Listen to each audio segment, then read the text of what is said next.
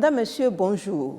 Jeunes gens, femmes et jeunes filles en situation de vulnérabilité, enfants en situation difficile, personnes à besoins spécifiques et bien d'autres de nos concitoyens espèrent une main secourable pour poursuivre le combat de la vie et de la réalisation de soi. Certains sont exaucés, d'autres attendent toujours et témoins de leurs difficultés. Nous nous demandons souvent comment se manifeste la solidarité nationale. Est-elle palpable? À quoi se résume-t-elle? Comment les projets déployés dans ce sens aident à améliorer le quotidien des bénéficiaires? Nous recevons pour faire le tour de cette problématique la ministre des Affaires sociales et de la microfinance. C'est bien deux grands domaines que nous décryptons sur cette émission. Honoré Naoum. Bonjour à vous, Marie-Léa Yemadjrou. Il s'agit des volets social et de la microfinance. Notre invitée, c'est bien Madame Véronique Toïfodé. Bonjour, Madame la ministre. Bonjour, Madame et Messieurs les journalistes. Merci d'accepter notre invitation sur ce plateau. C'est moi qui vous remercie de m'accueillir et j'en profite pour saluer également les téléspectateurs qui nous suivent en ce moment. Je voudrais vraiment vous amener dans l'univers des personnes portant un handicap dans notre pays. Alors, de 2016 jusqu'à ce jour, qu'est-ce qui a été fait concrètement en direction de ces personnes-là? Alors, puisque vous me mettez la période 2016 à nos jours, je voudrais rappeler qu'avant 2016, les personnes handicapées étaient délaissées, c'est-à-dire qu'il n'y avait pas de mesures spécifiques pour elles. Et de 2016 à maintenant, il y a eu d'abord des mesures spécifiques à travers une loi et des décrets d'application qui permettent de régler de façon efficace et durable des problématiques qui sont liées au handicap. Et ce changement remarquable peut se voir déjà à travers, par exemple, les concours à la fonction publique, parce qu'il faut dire que ces décrets d'application sont vraiment focalisés sur l'employabilité, l'éducation, la formation. Mais je parlais des concours de la fonction publique. Le dernier concours au profit du ministère de la Justice, les personnes handicapées ont pu non seulement participer, concourir, mais le quota de 5% qui leur est réservé a été respecté. Et il y a d'autres concours également par la suite qui ont eu lieu et pour lesquels ils ont aussi pu s'inscrire et pu concourir et nous attendons les résultats. Au-delà de ces quotas, il y a l'inscription, l'âge de 5 ans, la majoration, pour que les enfants handicapés puissent s'inscrire même s'ils sont un peu en retard, ou alors que ce soit au niveau des inscriptions pour les concours, cette majoration de 5 ans est de mise. Il y a bien sûr des appuis au niveau de leurs entreprises. Lorsqu'il y a des personnes handicapées qui veulent monter une entreprise, l'État leur vient en soutien. Mais lorsque les entreprises emploient aussi des personnes handicapées, la part patronale est payée par l'État. Donc, il y a une exonération aussi des taxes donc, pour les personnes handicapées par rapport même à leur appareillage, etc. Il y a beaucoup de mesures qui découlent de ces textes et certaines sont déjà mises en application. Donc, vous avez évoqué ce cadre réglementaire et aussi des actions concrètes au profit des personnes handicapées. Ça dit que globalement, il y a par exemple un guichet où dans une commune, toute personne handicapée peut se présenter et puis voilà, bénéficier de cet accompagnement-là. Alors, nous avons nos anciens CPS, des centres de promotion sociale, qui sont aujourd'hui en train de se transformer en guichet unique de protection sociale. Et c'est dans ces guichets uniques que les personnes handicapées vont déposer leur dossier, dont la liste a fait l'objet déjà de communiqués, pour pouvoir être inscrits, pour bénéficier de la carte d'égalité des chances. Il y a une commission interministérielle qui sera appuyée par des experts. La commission a déjà été installée, elle siégera pour pouvoir analyser les dossiers. Et sur la carte d'égalité des chances, en fait, il faudra qu'elle puisse, la commission, avec les experts, déterminer le taux d'incapacité lié au handicap qui sera inscrit et qui permettra donc aux personnes handicapées de bénéficier des différentes aides sociales. Avoir cette carte, ça va rapporter quoi à la personne qui porte un handicap?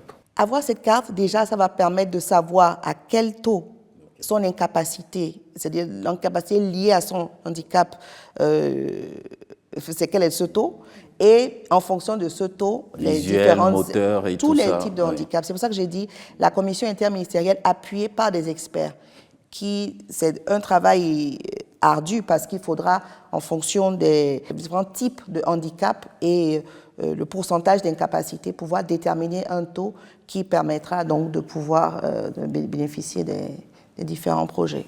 D'accord. Alors, on sait très bien que le temps a été donné par le chef de l'État, lui-même rencontrant bien entendu un gratin de personnes portant un handicap dans notre pays. Je vais vous inviter à suivre un élément témoin qui fait un retour un peu sur les motivations de cette vision du gouvernement en ce qui concerne bien entendu les personnes portant un handicap dans notre pays. Nous suivons.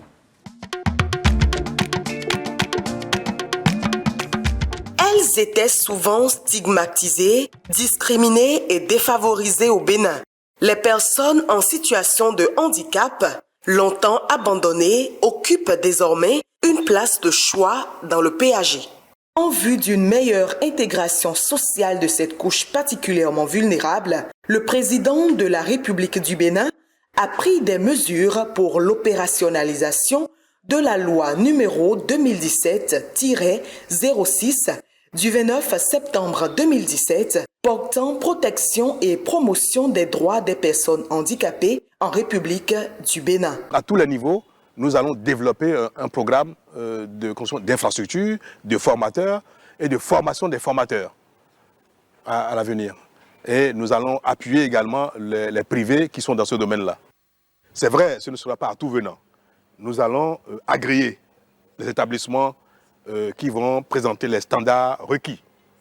Et ceux-là vont être subventionnés, vont être suivis afin que ce ne soit pas simplement les structures publiques qui soient les seules en situation d'éducation ou de formation des personnes porteuses de handicap. Toutes ces dispositions juridiques en faveur de cette couche sociale égayent les cœurs des cibles qui expriment leur soulagement et leur totale satisfaction. Les décrets adoptés pour la compensation du handicap dans le secteur de l'emploi, dans le secteur de l'entrepreneuriat, dans le secteur de l'éducation également et dans le secteur d'accès aux aides techniques, je pense que c'est des efforts louables. Il faut dire que notre pays connaît de grandes avancées et ces avancées, elles sont visibles surtout lorsque les bénéfices sont partagés par toutes les couches. Félicitations au chef de l'État et du gouvernement. Vous n'êtes pas sans savoir que nous sommes en train de courir après ces décrets d'application durant 6 ans.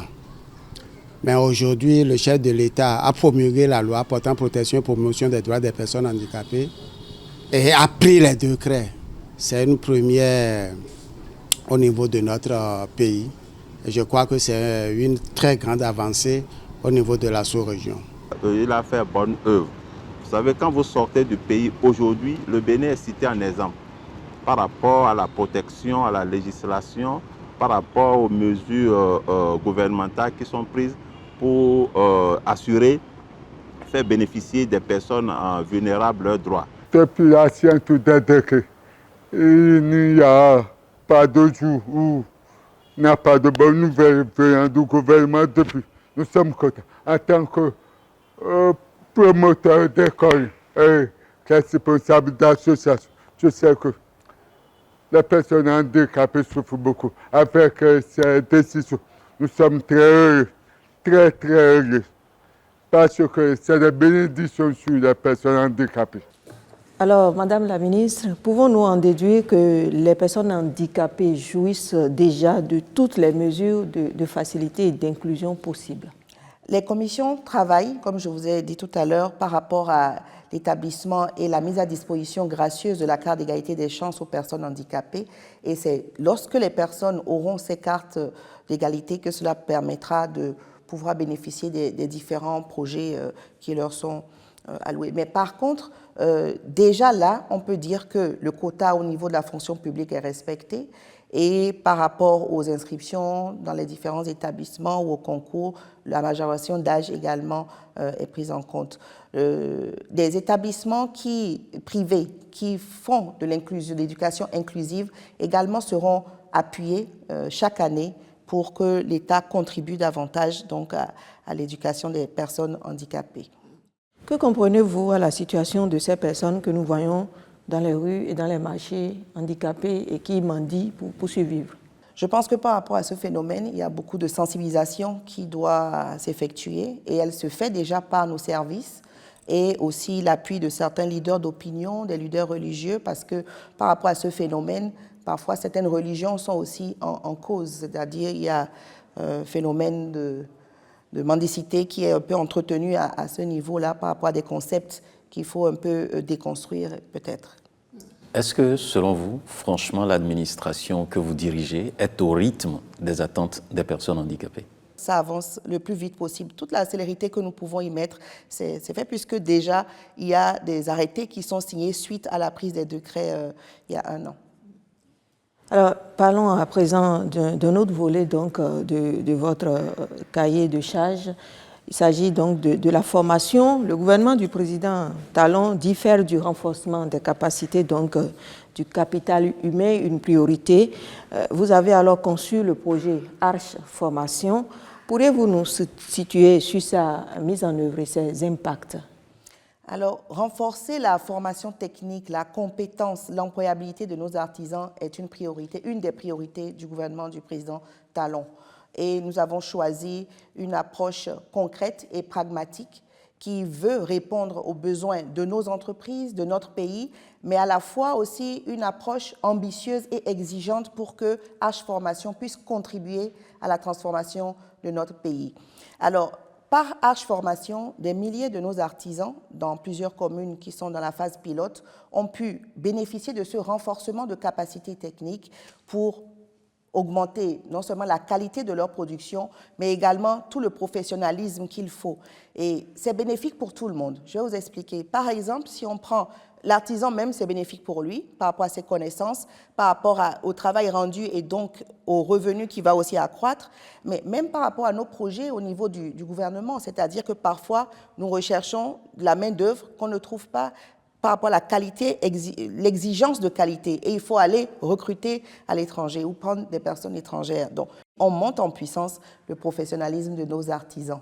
Alors, il faut combien de temps pour former? Ou bien vous formez ces gens-là durant combien de temps? Cela dépend du type de formation, puisque certaines filières de métiers ont été identifiées. Donc, il y a les filières du bâtiment, génie civil, carreleur, peintre, maçonnerie, etc. Oui, plomberie. Plomberie aussi. Oui. Les artisans pâtissiers, boulangers, tout ce qui concerne l'électricité photovoltaïque, la climatisation, le froid, la menuiserie. Il y a plusieurs filières. Et la transformation agroalimentaire, je ne peux pas oublier celle-là parce qu'elle concerne beaucoup de femmes. Et dedans, il y a même la transformation du lait de vache en fromage par rapport à certaines régions de notre pays. Donc, ce renforcement de capacité a été donné dans ces filières-là. Nous avons déjà pu toucher 3200 artisans et d'ici la fin de 2024, il y a 3000 autres qui vont pour finir leur cursus de formation et pouvoir contribuer efficacement à tout ce que je viens de dire. Comment sont-ils sélectionnés? Ils sont sélectionnés par rapport à leur dossier qu'ils déposent au niveau des CLAF. Les CLAF, ce sont les comités locaux de H Formation, qui comprend le maire, un représentant des affaires sociales qui est l'assistant social du guichet unique de protection sociale, et surtout, personne très importante, qui vient de leur fédération, parce que vous savez que les artisans, par rapport à la Chambre des métiers, est très bien organisée, structurée, avec des démembrements jusqu'aux communes. Et donc, il y a les représentants de tous ces strates-là. Et donc, les dossiers sont étudiés avec des critères qui correspondent non seulement aux besoins des projets également dont l'État fait mention, mais également de leurs besoins aussi à eux de formation par rapport à ce qu'ils écrivent dans leur domaine. Je voudrais savoir si les artisans sont formés gratuitement ou bien s'ils doivent contribuer. La formation, l'hébergement, la restauration pendant la durée de la formation, tout est pris en charge gratuitement par l'État. Ah, donc, ils sont regroupés sur un site pour suivre cette formation-là. Il y a des experts internationaux qui viennent pour ces missions, avec certains experts nationaux, bien sûr, en fonction des filières et de la demande. Et donc, ils sont formés sur place, sur site. il y a la partie théorique, mais il y a surtout aussi la partie pratique. Alors, nous allons nous rendre sur le terrain, Honoré Naoum, pour voir tout ceci avec les bénéficiaires.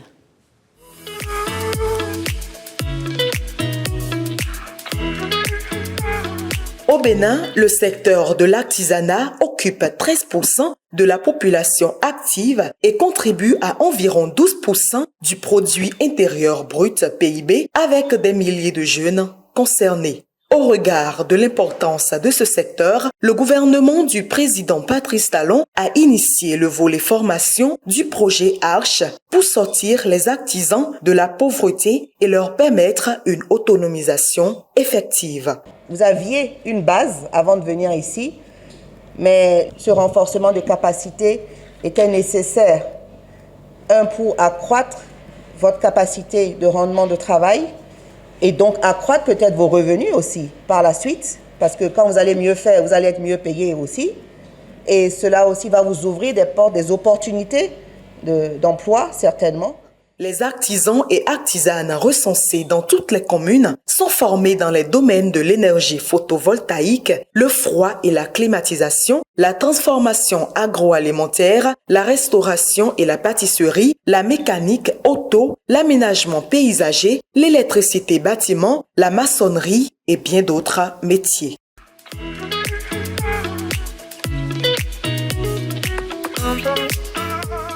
Les études n'ont pas d'âge.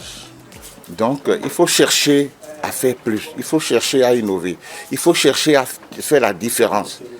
Et pour faire la différence, il faut se faire former à chaque moment de la vie. 4 ans après, les témoignages des bénéficiaires en disent long sur les résultats.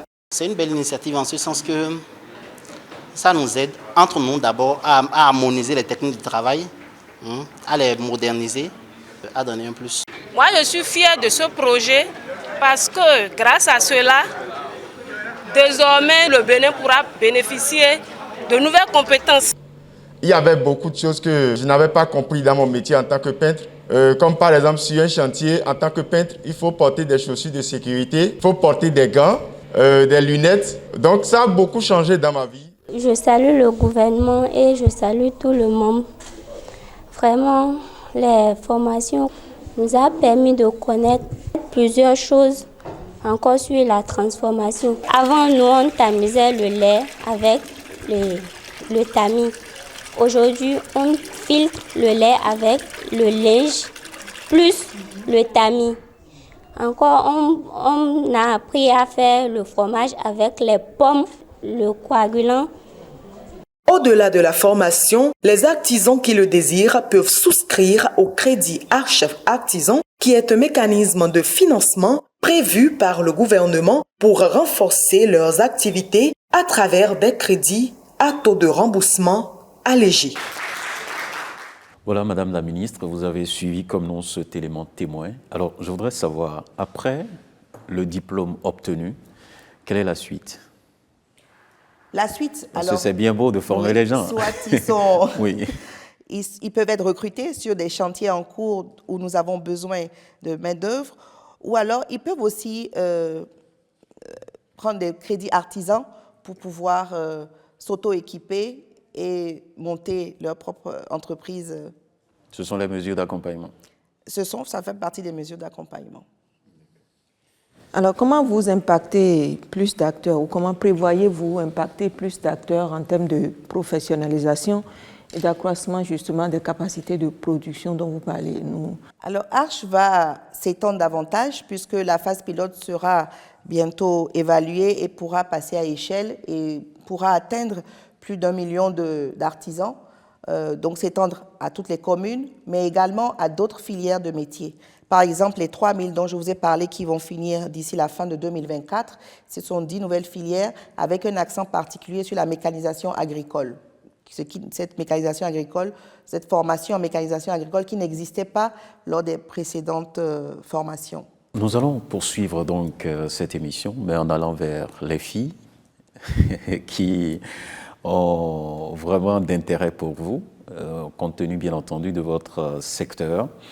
Alors, si l'intervention des régimes précédents a constitué en des exonérations et subventions Comment le gouvernement de Patrice Talon et le ministère des Affaires sociales ont-ils structuré l'appui de l'État en direction des filles? Alors, les filles sont les femmes de demain et l'État a choisi de faire de cette cible une priorité également, entre autres, parce que l'éducation des filles fait partie des piliers de développement d'une nation, vu leur nombre aussi. Et aussi parce que dans les foyers démunis, il faut dire que lorsque les personnes sont confrontées à des difficultés financières, les premières personnes à qui on demande d'arrêter l'école, ce sont les filles. Donc, la stratégie pour maintenir les filles dans le système éducatif, il y a plusieurs stratégies. Il y a la distribution des kits scolaires, chaque année 500 000 kits scolaires, mais également les transferts monétaires aux familles pauvres. Déjà, depuis décembre 2021, là, nous avons pu couvrir 30 000 ménages.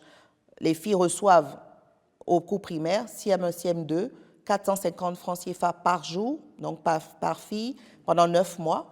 Et au cours secondaire, de la 6e en terminale, 600 francs CFA par jour, par fille, pendant 9 mois. Cet argent échoue où? Sur le numéro de leurs parents. De leurs parents. Voilà.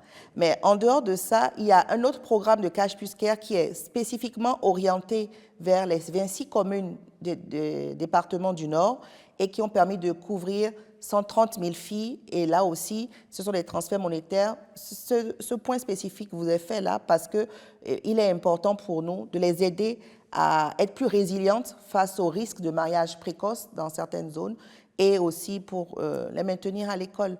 Sans ces appuis, peut-être que certaines n'y seront plus. Il y a aussi des bourses pour les 10 meilleurs de chaque département, des bourses de 38 500 francs CFA, voilà, par fille, par mois, pendant 3 ans.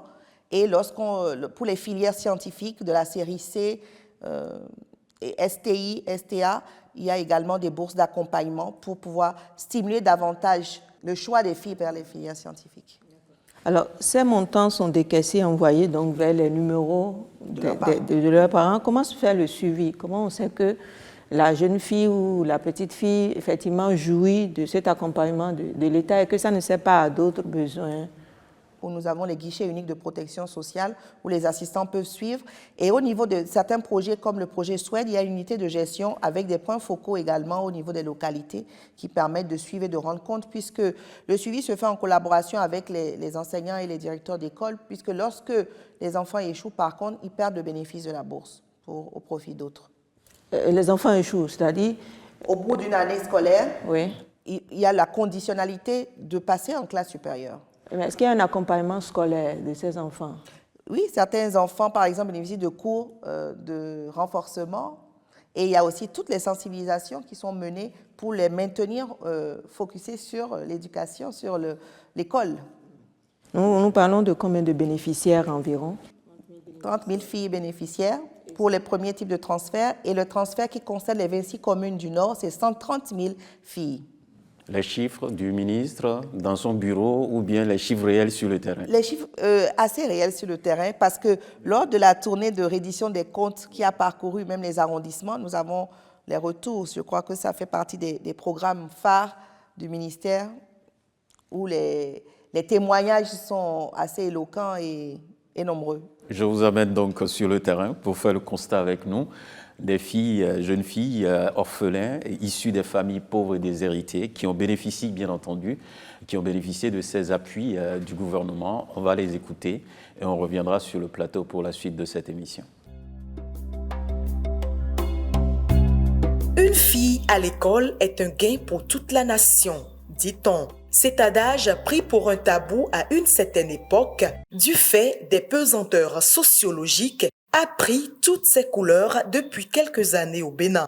Grâce aux nombreux efforts consentis par le gouvernement, avec l'appui des partenaires techniques et financiers, la nécessité d'inscrire les filles à l'école et de les y maintenir jusqu'à l'achèvement du cycle scolaire préoccupe au plus haut point les gouvernants. Les statistiques montrent qu'une fille sur 10 est mariée avant l'âge de 15 ans au Bénin en 2018, ce qui contribue à creuser les disparités entre le taux de garçons et de filles à l'école au fil des années. Nous notons aussi que sur 100 000 habitants, 1700 garçons font aujourd'hui des études supérieures, contre seulement 630 filles. Face à ces chiffres assez préoccupants, le gouvernement du Bénin a trouvé, à travers le projet SWED et plus précisément son sous-projet Maintien des filles à l'école, une réponse qui vient corriger ces inégalités remarquables. Au nombre des mécanismes mis en place à cet effet, la distribution des kits scolaires et les opérations de transfert monétaire conditionnel aux filles issues de familles vulnérables restent des initiatives impactantes.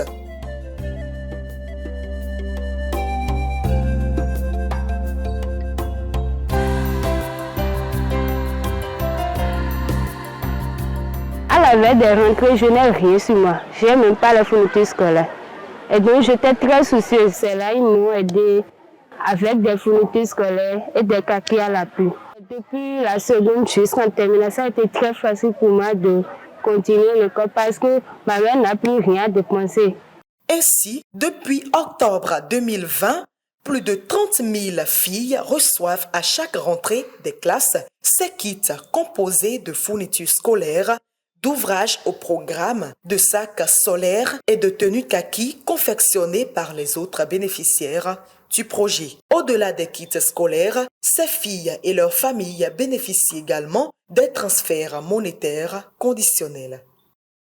Il est question de donner 450 francs pour les filles du primaire et 600 francs pour les filles du secondaire par jour sur 3 ans, soit un budget total d'environ 9 355 550 000 francs CFA. Et les bénéficiaires n'attendaient pas plus. Avant, pour venir à l'école, mon grand frère m'aide avec un montant de 100 francs. Et quand je viens à l'école, j'essaie d'amadouer mes camarades pour qu'ils puissent m'aider avec un montant de 100 francs en plus, ce qui me fait 200 pour toute la journée. Grâce au soutien du gouvernement à travers le projet SWED, je perçois 13 200 par mois, ce qui me fait 600 francs par jour. J'étais à 100 francs par jour. Et maintenant, grâce au projet SWED, je suis maintenant à 600 par jour. Je remercie le président de la République du Bénin et je fais le vœu de poursuivre mes études jusqu'à l'université, de devenir quelqu'un de meilleur demain. En dehors du projet SWED, le programme Cash plus Cœur vise également à réduire la pauvreté des ménages et travailler sur les normes néfastes qui perpétuent le phénomène du mariage des enfants et à œuvrer au maintien des filles à l'école. Alors donc, les filles déscolarisées et non scolarisées, est-ce qu'elles sont, elles, laissées pour compte? Sinon, dans quel domaine sont-elles formées ou vers quoi sont-elles orientées lorsqu'elles abandonnent les bancs? Alors là aussi, je voudrais rappeler qu'avant 2016, il y avait très peu d'initiatives qui concernaient les filles déscolarisées. Et ces dernières années, dans nos espaces sûrs, près de 200 000 filles déscolarisées ont été coachées, puisque dans ces espaces sûrs, elles sont sensibilisées aux questions de santé sexuelle et de la reproduction pour éviter les grossesses précoces, mais aussi à d'autres compétences de vie courante. Et au sein de ces 200 000 filles, il y a 56 000 qui ont pu avoir des formations courtes, qui concernent des domaines qui leur permettra, en fait, à la fin des formations, de pouvoir être autonomes et de ne pas devenir des proies faciles. Et donc, ces métiers, par exemple, la sérigraphie, la peinture, les techniques d'élevage, même l'élevage d'escargots, des techniques simples, faciles à apprendre sur des périodes assez courtes de formation. Et à la fin, certaines sont même installées, ce qui permet donc de les aider à devenir autonomes, en quelque sorte, et de ne pas être des proies faciles, comme je l'avais dit. Ce sont des filles que vous rencontrez souvent, ces filles déscolarisées et non scolarisées des ménages pauvres, et que vous aidez donc à être financièrement autonomes. Vous êtes allé à leur rencontre sur le terrain. Voyons cela.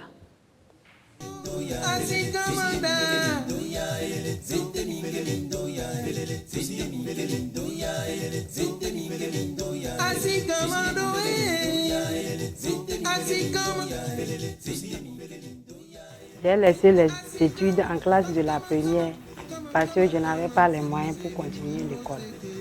Lorsque je fréquentais, c'est en ce moment le projet SWED m'a appris. Et il nous a commencé par donner des cahiers et autres choses. Et maintenant, lorsque j'ai laissé les cours, je ne savais même pas que le projet SWED est encore derrière nous pour nous suivre. Et lorsque je suis à la maison, c'est en ce moment les animateurs sont venus nous chercher et ils nous ont inscrits. Et on a choisi le travail qu'on veut et on a commencé.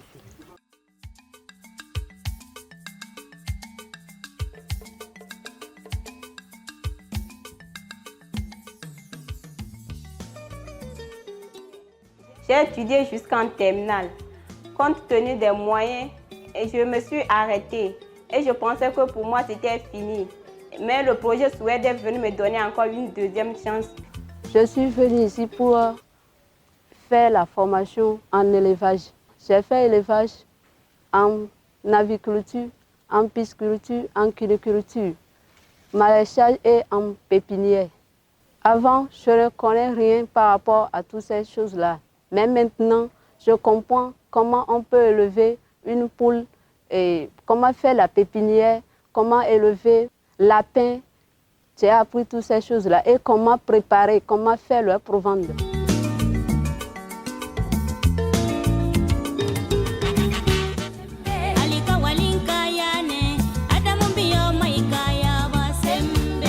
Quand j'aurai fini de faire la formation, je vais amener la lumière au village, aider les parents à se développer et à me prendre en charge sur moi-même. Car une fille doit apprendre un métier pour ne pas attendre son mari demain. Mi machine non ni o ko blo ko ro pomo. Tin wai. Nu ka di onu kegero present me. Ndo machine da ya. Nwe ka na mi machine non ni o. Level don to e o. Nje kwe pleji. Kwe nple da ye o. Wa mo deuxième main devu be don mi. Bon level ho. Machine na mi lo wezo bon wa do mo ku devu bo ko tombo kona. Ta akome mi nono pa mi de nyamo abo nyinyo nyinde o. Donc tu vas pas mi formation là. Mi va pas nyamo abo lo en ngangare kale mi onyo shwa mi dana akome king alo mi o fi wo mi dala akome agbongo sansan. Fa tu vas pas mi va toje mi va nyamo en ngangare ka yin ne pomo mi de donde cha yin mo mi lebudio. So tutu e mi o mi he o mi va nyinde kale e so me. I mi o cha o le ha chu pla mi do e mi gbe ple do ke mo mi va po le ha chi. Il y a aussi ces deux initiatives qui nous intéressent, Honoré. Oui, tout à fait. Madame la ministre, vous le savez bien, on fait allusion à deux projets que vous conduisez également, des filets sociaux qu'on appelle Access ou Besoké, et qui ciblent les pauvres extrêmes. Mais justement, je voudrais savoir ce que c'est. Ça veut dire quoi, pauvre extrême? Alors, pauvre extrême, ce sont nos concitoyens qui sont dans des situations d'extrême vulnérabilité et qui, malgré tous leurs efforts, ne sont pas sûrs d'avoir un repas par jour. Contrairement aux pauvres non extrêmes, qui sont aussi dans des situations de vulnérabilité, de pauvreté, mais qui peuvent s'alimenter, donc qui ont quand même un petit travail, et pour lesquels, par contre, certains besoins peuvent être en précarité, des besoins secondaires. Alors, comment s'exprime alors la solidarité nationale vis-à-vis de cette couche-là? Pour pouvoir exprimer la solidarité nationale vis-à-vis de cette couche, il fallait d'abord les identifier. Et en les identifiant, construire ce que nous appelons le registre social unique, ce qui a été fait. Sur cet élément, par transparence, il faut aussi dire que les enquêteurs qui vont dans les ménages pour pouvoir identifier ces personnes sur la base d'une grille de questions qui permet de classer les personnes, ces enquêteurs, pour certains, ils ont aussi mis le pied là où il ne faut pas, c'est-à-dire certains sont même aux mains de la justice actuellement parce qu'ils ont enrôlé des personnes qui n'étaient pas pauvres extrêmes dans la base. Ils n'ont pas été formés? Ils ont été formés, ou bien c'est la mauvaise supervisés. L'État aura beau faire tous les efforts, il y a ce que chaque Béninois aussi a à faire en termes de contribution.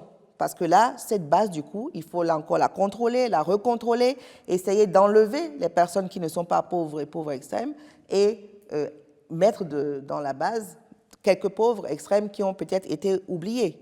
D'accord. Et le projet Access, ça consiste à faire quoi concrètement?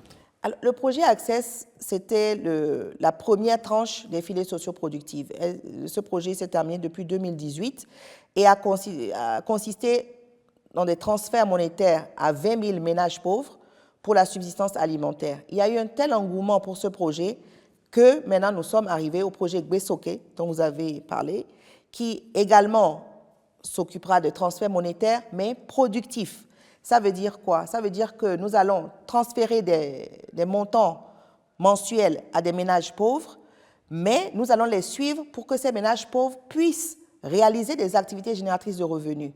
Donc, la vision, l'objectif que nous poursuivons, c'est de pouvoir aider par la formation, par les activités génératrices de revenus, les personnes pauvres à se prendre en charge elles-mêmes que plutôt de les maintenir dans un état d'assistanat définitivement. Donc, chaque mois, ils recevront dans Gbesoke 10 000 francs par mois, mais au 5e et au 9e mois, ce sera 50 000 francs CFA par mois. Et il y a tout le coaching, tout l'accompagnement des assistants sociaux des guichets uniques de protection sociale pour que des activités génératrices de revenus soient menées et que les personnes puissent prendre leur envol.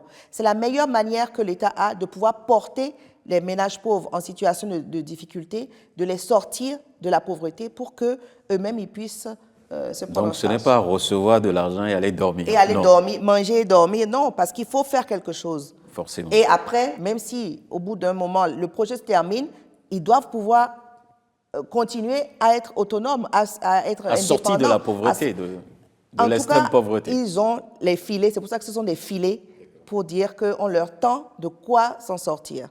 Et avec l'accompagnement qu'il faut. Il y a bien sûr la subsistance alimentaire, mais il y a l'aspect activité génératrice de revenus et l'aspect aussi coaching pour vraiment les aider dans toutes les sphères possibles à se reprendre en main. Mais Gbesoke ne comprend pas que les transferts monétaires aux pauvres extrêmes. Le Gbesoke comprend aussi la mise aux normes et l'extension de nos structures, nos infrastructures destinées à délivrer des services, des prestations sociales. Donc, nous avons là des guichets uniques de protection sociale dont l'environnement infrastructurel va totalement se métamorphoser grâce à une des composantes du projet Gbesoke. Alors, la nouvelle politique pénale de l'État, parlons-en surtout en matière de violence basée sur le genre, cette politique, elle est coercitive, il faut le dire, avec à la clé le renforcement de l'arsenal institutionnel aussi, de l'INF et un régime juridique foisonnant. Comment le ministère des Affaires sociales et l'Institut national de la femme renforcent leur coopération, un peu pour faire reculer les frontières des violences et agressions de toutes sortes sur la femme, et la fille et l'enfant? Alors, le ministère des Affaires sociales et l'Institut national de la femme travaillent en parfaite symbiose pour la bonne raison que nous poursuivons le même objectif. Maintenant, le ministère des Affaires sociales s'octroie plus à aller vers des sensibilisations, vers la vulgarisation des textes de loi, cette traduction en différentes langues. Nos assistants sociaux dans les centres les guichets uniques de protection sociale vont dans les médias, les radios locales pour pouvoir parler de ces lois, de tout l'impact qu'il faut en retenir. Et l'Institut national de la femme a été redynamisé sous le leadership de volonté politique très forte du gouvernement du président Talon pour pouvoir être un bras opérationnel pour la dénonciation, pour le recueil de ces dénonciations par le déploiement des points focaux dans toutes les institutions, les écoles, les universités, les marchés un peu partout, et aussi pour aller vers la répression, pour vraiment décourager les prédateurs qui continuent de chosifier la fille, la femme. L'Institut national de la femme a la possibilité de se porter partie civile devant les juridictions, même pour les cas où les familles renoncent aux plaintes.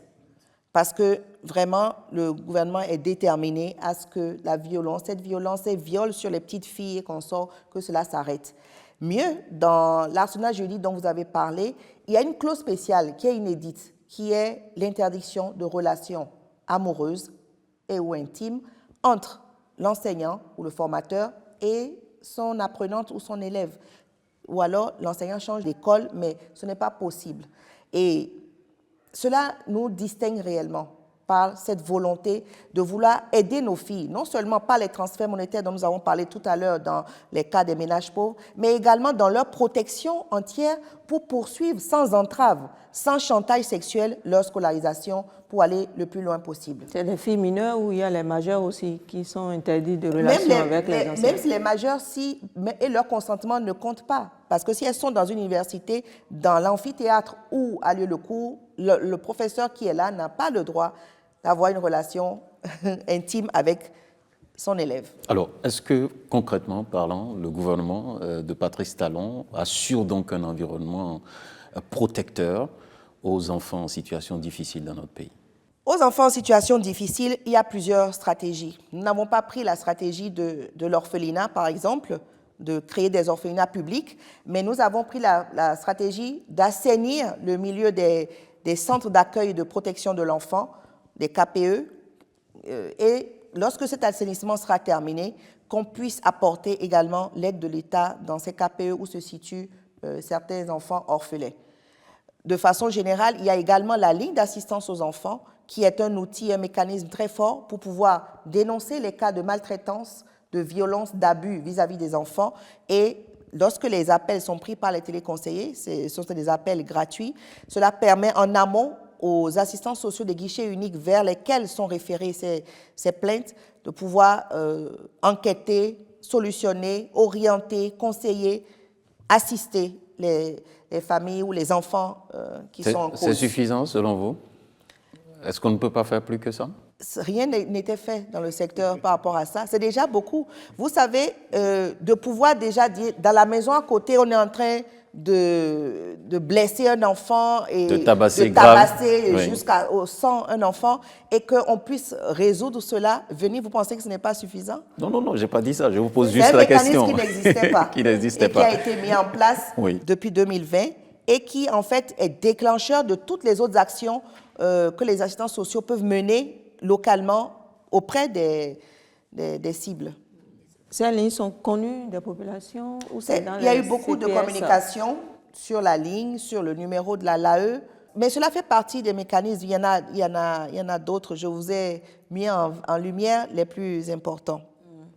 Par rapport au centre d'accueil et de protection, les actions d'assainissement ont débuté il y a un bout de temps. Ça veut dire que ce n'est pas fini parce que vous dites qu'il faut attendre la fin de l'assainissement pour soutenir ces structures, souvent privées et confessionnelles qui... Voilà. Alors, il faut dire qu'il y a eu un décret d'application qui a revu les normes pour vraiment prendre en compte le contexte actuel. Donc, c'était des anciens, très vieux décrets. Et maintenant, les structures sont amenées à devoir se mettre en règle par rapport à ces normes et standards qui sont demandés par l'État et de demander un agrément. Donc, ils doivent avoir un agrément et il y a maintenant tout le suivi et le contrôle pour être sûr que même si on a eu un agrément, on ne doit pas baisser les bras. Et la vie et la santé de nos enfants dans ces KPE ne doivent pas souffrir de moindre doute. L'État n'ouvre pas des orphelinats, mais voilà, voudrait donner des agréments à ceux qui veulent jouer ce rôle de solidarité. N'est-ce pas aussi leur compliquer un peu ou atténuer leur volonté? Pas du tout, parce que ce n'est pas contraignant puisque c'est pour le bien-être de l'enfant.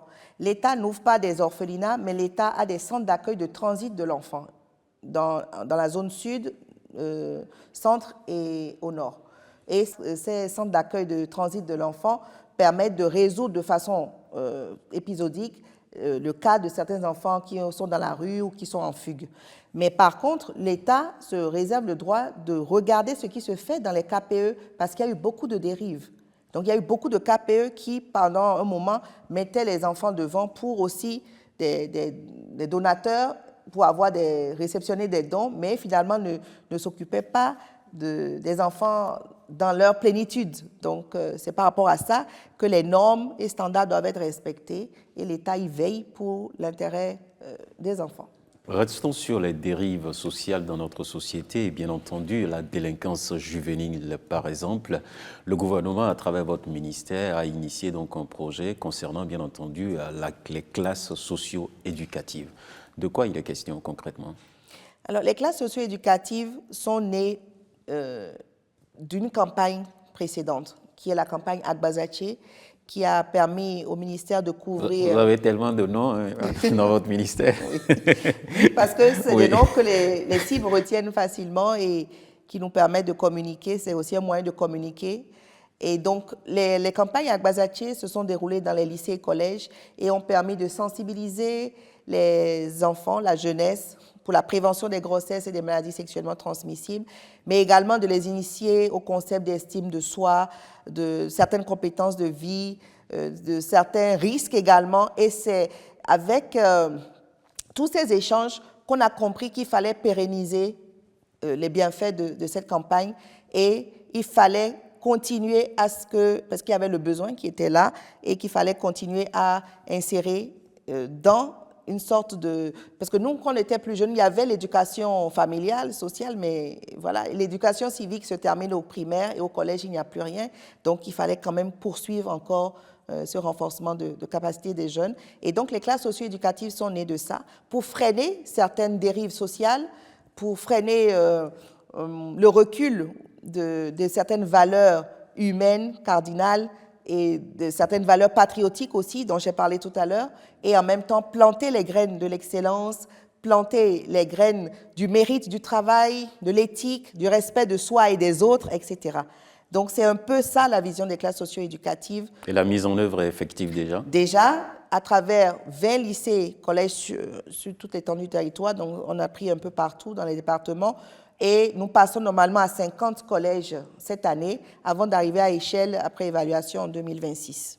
Comment amenez-vous les parents et les communautés à prendre le relais de cette éducation? Alors, nous faisons beaucoup de sensibilisation qui inclut en même temps les enfants et les parents, déjà à travers le dialogue parents-enfants, qui est creusé, destiné à aider les parents à mieux échanger avec leurs enfants qui sont dans ce besoin. Et donc, il y a aussi les classes des parents que les assistants sociaux mènent. Ce sont des écoles des parents, classes des parents, où on discute. Par exemple, quand il y a eu la flambée du phénomène de la cybercriminalité, on a eu ces échanges avec les parents pour leur expliquer et vraiment aller au plus loin possible, en profondeur, sans tabou, dans les éléments de dialogue avec les enfants. D'accord. Merci beaucoup à vous, Madame la Ministre. Le troisième pilier du PAG 2021-2026 est intitulé « Accroître durablement le bien-être social des populations ». Marie-Léa. Oui, et cela passe donc par le projet Arche Assurance Maladie. Alors, actuellement, comment s'est expérimentée cette assurance-là? Combien de Béninois y ont accès? Alors, il faut aussi rappeler pour ce projet d'assurance maladie que depuis les indépendances, aucun système d'assurance maladie offert par l'État n'a pu prospérer. Même pas le RAMU qui a fait quelques ébauches avant 2016. Et donc, à partir de 2016, des études de faisabilité ont été menées. L'identification dont je parlais tantôt des ménages pauvres, parce que l'État garantit dorénavant 100% de gratuité des soins de santé primaires aux pauvres extrêmes et 50% de gratuité aux pauvres non extrêmes à travers les affections qui sont contenues dans un panier de soins. Et aujourd'hui, il y a 1 million de nos concitoyens qui ont déjà la carte Arche, mais c'est une base normalement qui est dynamique, c'est-à-dire qu'elle n'est pas figée. Je suis pauvre aujourd'hui, pauvre extrême. Avec tous les programmes qu'on a évoqués tout à l'heure, il y a de fortes chances que je m'en sorte. Et donc, quand j'ai atteint un niveau, on me sort de la base et par contre, peut-être que s'il y a d'autres qui sont dans la difficulté, ils pourront rentrer dedans. Donc, c'est une base dynamique. Cela est constitué donc par le registre social unique. Alors donc, ce volet assurance maladie du projet Assurance pour le renforcement du capital humain, Arche, allège donc, comme vous le dites si bien, la souffrance de nombre de nos concitoyens. Marie-Léa. Oui, et vous vous rendez donc souvent sur le terrain pour des séances d'inspection du dispositif, comme l'on le note dans ce magazine.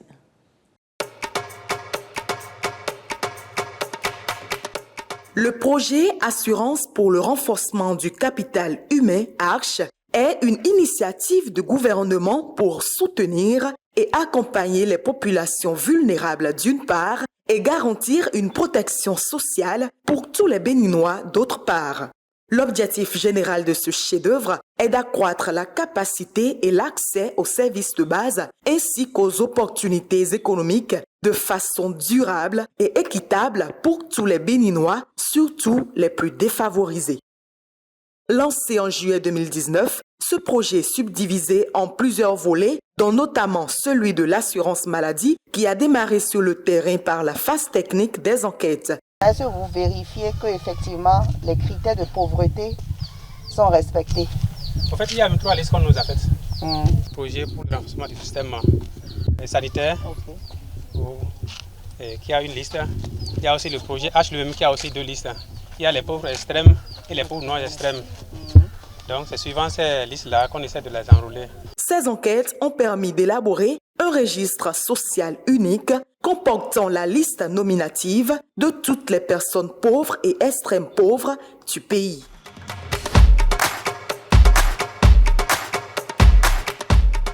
Après cette phase, s'en est suivie l'étape de validation communautaire où les noms des ménages pauvres retenus ont été affichés sur la place publique pour confirmation ou dénonciation. Ensuite, les données statistiques recueillies ont été traitées pour l'édition des cartes biométriques devant servir de sésame pour l'accès aux soins de santé de qualité. La dernière étape de ce processus a porté sur la distribution aux bénéficiaires de ces cartes biométriques éditées. C'est un projet qui tient particulièrement à cœur au gouvernement. C'est pour ça que nous suivons chaque étape de près.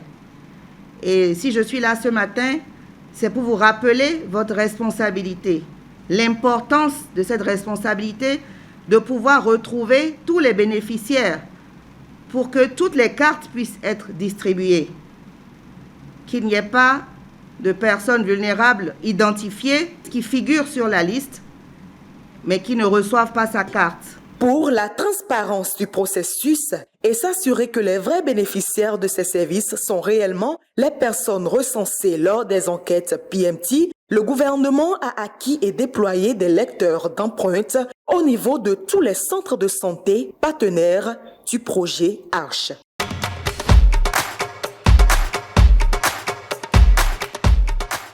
Avec ces cartes biométriques, les cibles sont gratuitement prises en charge dans toutes les consultations, dans les affections et soins médicaux, ainsi que dans les analyses biomédicales y afférentes. Le traitement est bleu. Nous sommes 14. Nous sommes amassés. Nous sommes des divos et de fio. Nous sommes bimi. Bokale don ni lo ti ni lo e wona no ni no se wa we. Chobono to hon to gbo. Den won be mi on. Ro 4 meton be azo. Bon i do to ko potaton, ni do to ko potaton, pota kon mi on le lo wi wa mi yo. Et mi sa do fi. Bro 9 jours lo fi. Pour aller comme wa igbe. Donc on le ko igbe après ne on. Ene gudo chobon le ba son le wa te de ba ku ko me ga yi. 3 mois. Wa mi ya wa fi. Consultation là et blonu mi fata mi dogbenu a kruna jara no bo wa dogbenu président mi ton bo dogbenu check pi paro ma wu de gbogbo do ho to me bo e do na alogo ene ma do ganan le o Jesu na le proko gbedon da fo ni yohu kamo bura na e na me sensen hu kamo même ami sikuwa mi se wa parce que dépense de fonds support din.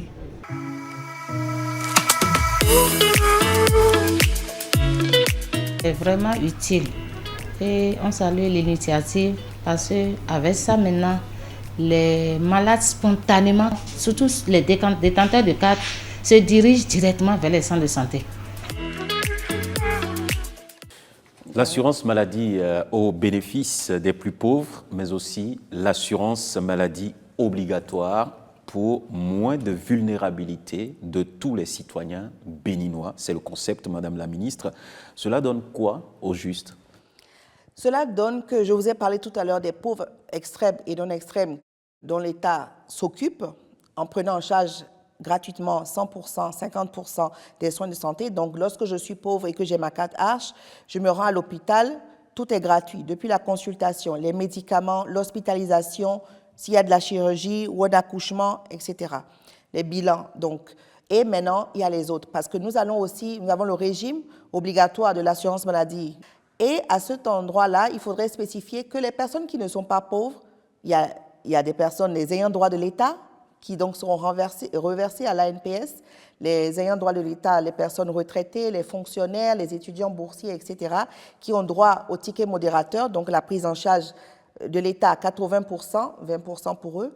Et il y a les autres personnes qui doivent souscrire eux-mêmes à une assurance, une police d'assurance qui va couvrir leurs frais de santé. Le gestionnaire de l'assurance maladie va prendre en mai le déploiement Et dès que ce déploiement soit effectif, le contrôle, enfin, on sera plus regardant puisque c'est une exigence d'un décret qui a été pris et qui doit amener à ce que toutes les personnes qui sont sur le territoire national aient cette couverture en assurance maladie. D'accord. Vous le savez bien, on a démarré bien entendu cette émission par le hautement social. On va finir également sur ça.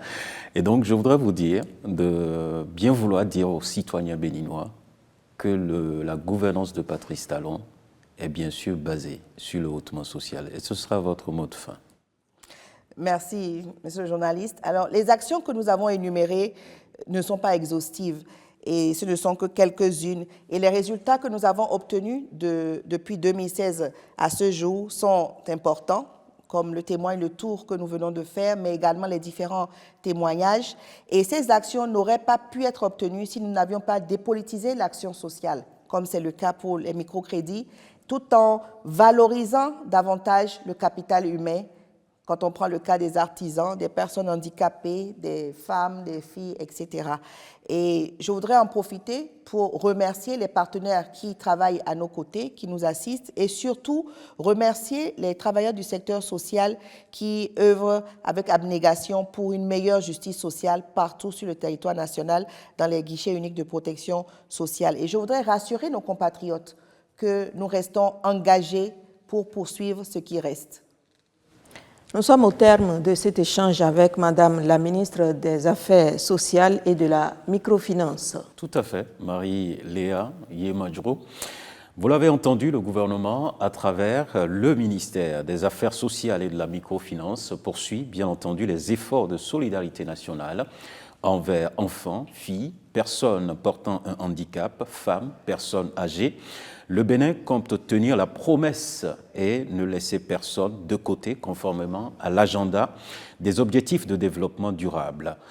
Est-ce que ces objectifs seront atteints à la fin du mandat du président Patrice Talon? Chacun fera son bilan au moment opportun. Merci à vous, Madame la Ministre. Merci, Léa, pour ce plateau. Et nous vous disons merci pour votre attention aujourd'hui aussi, les téléspectateurs.